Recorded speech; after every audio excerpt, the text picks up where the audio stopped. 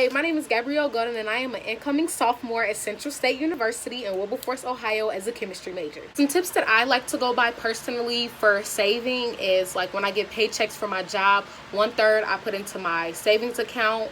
Another third I spend on myself for like hair, nails, clothes, or things that I may want. And then the other third I use to pay bills, such as like phone bills, college tuition, rent, and even groceries. And for instance, before going grocery shopping, I'll write down everything on a list. And I'll go on Lozo.com or coupons.com and pick out coupons that'll suit and everything that's on my list, or things that are similar to stuff that is on my list that I can maybe substitute out.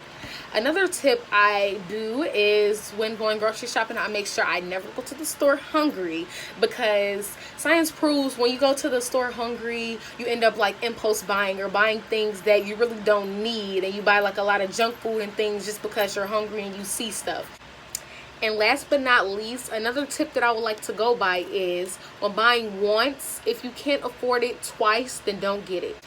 And personally, I believe you have to be this frugal in this world because money does not grow on trees, and there are so many things that us as human beings need to live and to survive, and it isn't cheap, it isn't inexpensive. So that's my personal reason for being frugal. In addition to all the tips and tricks, I just think it's really great to save, because you never know what you may need one day.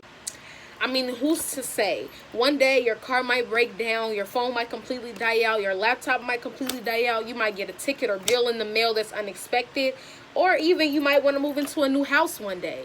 That's why I think it's always great to have a savings fund built up that you can always lean back on for rainy days or even days that you want to make big purchases never thought about.